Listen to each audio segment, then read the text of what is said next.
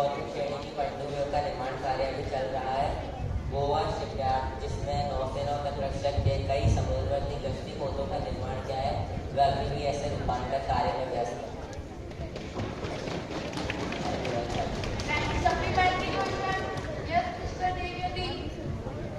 माननीय अध्यक्ष महोदय, मेरा प्रश्न यह है कि अग्निवीर योजना क्या है और इसके क्या लाभ है और इस योजना का मुख्य उद्देश्य क्या है?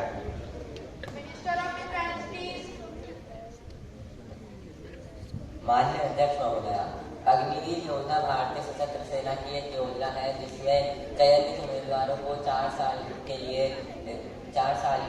अवधि के लिए अग्निवीर के रूप में नामांकित किया जाता है।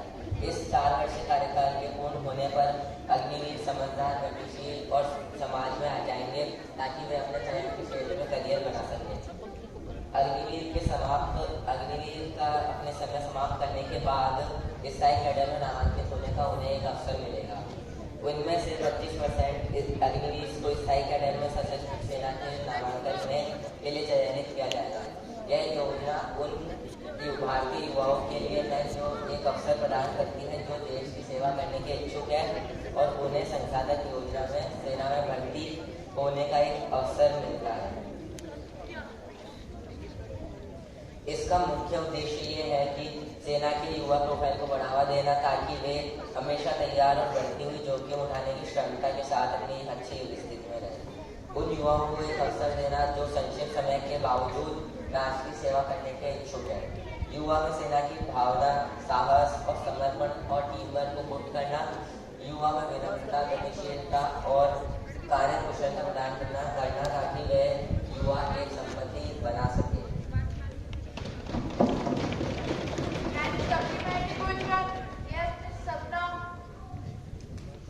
माननीय अध्यक्ष महोदय, हमारे सैनिकों को कई बार सीमा पर गोलीबारी का सामना करना पड़ता है जिससे हमारे कई सैनिक मारे जाते हैं। इसलिए मेरा प्रश्न यह है कि सरकार की ओर से शोक संतप्त परिवारों को कितना मुआवजा दिया गया है और सरकार की ओर से इस प्रकार की गोलीबारी रोकने का क्या कदम उठाए गए हैं?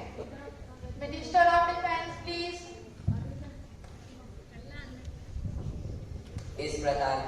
माननीय अध्यक्ष महोदय, इस प्रकार की घटना में शहीद हुए जवानों को केंद्र सरकार की ओर से 15 लाख रुपए का मुआवजा दिया जाता है।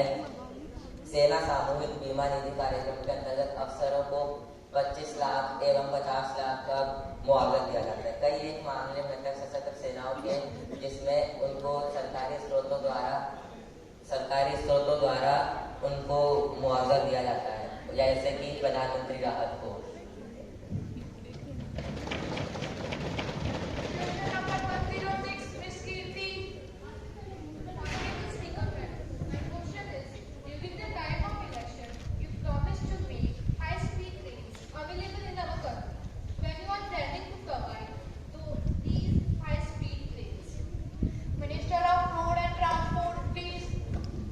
Honorable Speaker Madam, as of 2024, India is yet to have operational high-speed rail line capable of supporting speed expanding to 200 km per hour.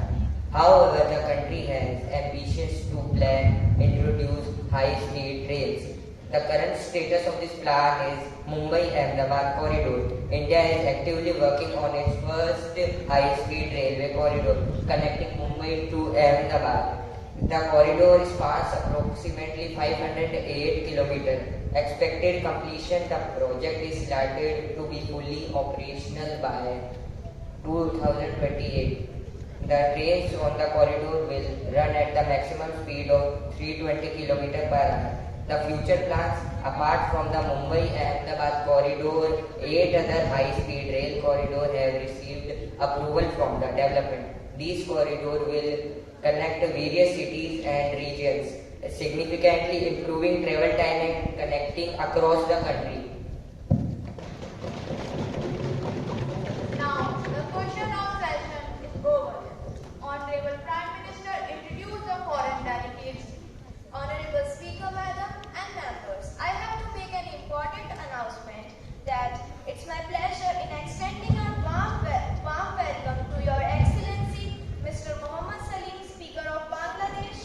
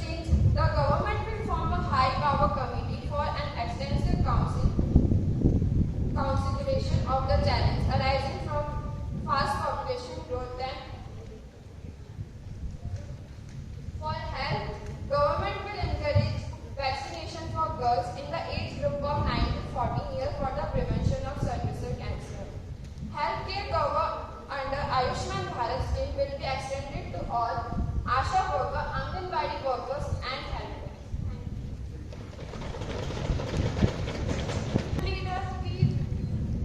Honorable Speaker Ma'am, there is nothing for the overall development of the middle class. This budget is reasonless. माननीय अध्यक्ष महोदय, इस budget में सभी राज्यों को समान महत्व नहीं दिया गया है। महंगाई, बेरोजगारी, चिकित्सा व्यवस्था के बारे में स्पष्ट उल्लेख नहीं है। कृपया बताएं कि इस बजट से देश का विकास किस प्रकार होगा। Honorable Speaker Madam, the budget spending on the education and health is low. The allocation in the 2024-25 budget for education is 2.5% and health is 1.8% of total expenditure.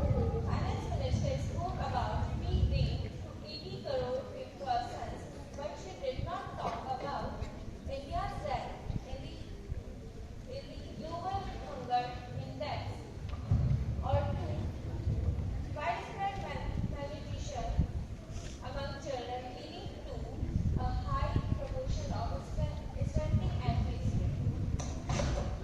Honorable Prime Minister, please.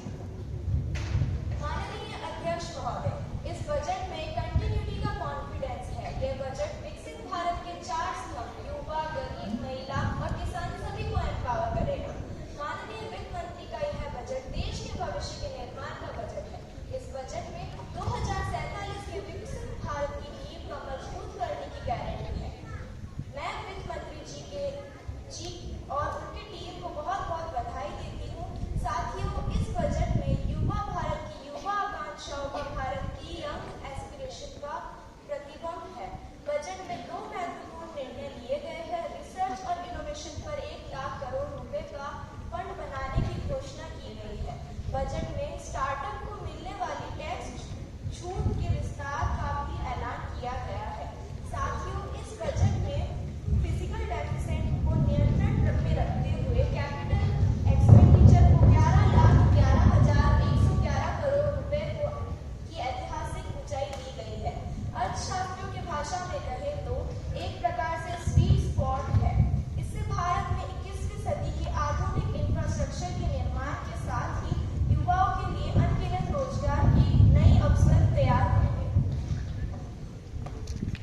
मेरा प्रश्न है कि इस विधेयक को पारित किया जाए या नहीं, इस पर विचार करना है। जो इसके पक्ष में है कृपया हाँ कहें। जो इसके विपक्ष में है कृपया ना कहें। मेरा विचार है कि हाँ का बहुमत है, हाँ का बहुमत है एवं हाँ का बहुमत है। अतः प्रस्तुत प्रस्ताव स्वीकार किया जाए। अब सदन नारी शक्ति वंदन अधिनियम पर विचार करेगा। माननीय महिला और बाल विकास मंत्री महोदया। माननीय अध्यक्ष महोदय, अब मैं सदन के पटल पर नारी शक्ति वंदन अधिनियम पेश करती हूँ। इस अधिनियम के तहत महिलाओं से जुड़े विभिन्न अधिकारों को बढ़ाया जाएगा। इसके मुख्य प्रावधान कुछ इस प्रकार हैं। नारी शक्ति वंदन अधिनियम लोकसभा, राज्य विधानसभाओं और दिल्ली विधानसभाओं में महिलाओं को 1/3 आरक्षण प्रदान करता है, जिससे लोकसभा में 181 तथा विधानसभा में 33% सीट आरक्षित हो जाए। इस विधेयक की आवश्यकता क्यों है? आप हमारी पूरी बात सुनेंगी? दूसरा, विधेयक में फिलहाल 15 वर्षों के लिए प्रावधान किया गया है और संसद को इसे बढ़ाने का अधिकार होगा। तीसरा, आरक्षण राज्यसभा या विधान परिषदों पर लागू नहीं होगा। चौथा, यह कानून जनगणना के आंकड़ों व परिसीमन के पुनः सीमांकन के लिए ही लागू होगा तथा इसका लाभ 2029 में मिलने की संभावना है। महिला आरक्षण बिल की आवश्यकता है। वैदिक संस्कृति के बाद से ही समाज में व्यापक प्रतिबंधों ने महिलाओं की छवि को नुकसान पहुंचाया है। लगभग 50% जनसंख्या होने के बावजूद भारत संसद में इनका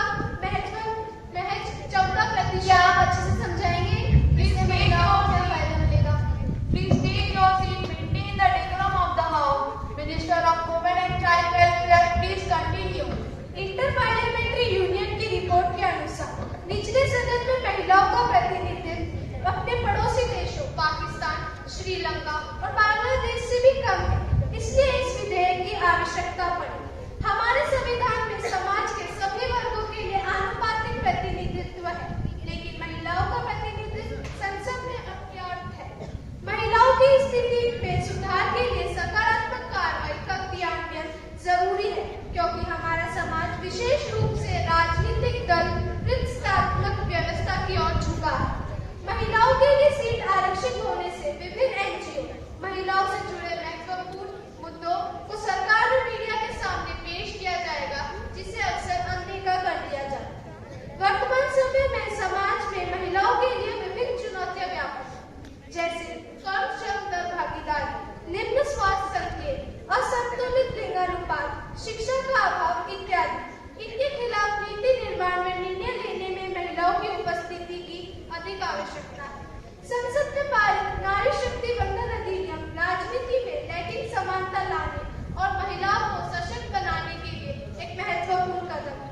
इसके क्रियान्वयन से निश्चित रूप से भारत के लोकतंत्र और समाज को मजबूती मिलेगी। Honorable Opposition Leader, give your statement.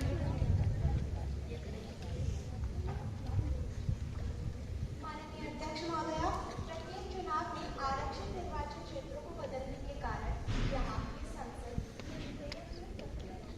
काम करने की प्रेरणा को कम कर सकता है, क्योंकि वह उसी निर्वाचन क्षेत्र में फिर से चुनाव के लिए अयोग्य हो सकती है। माननीय अध्यक्ष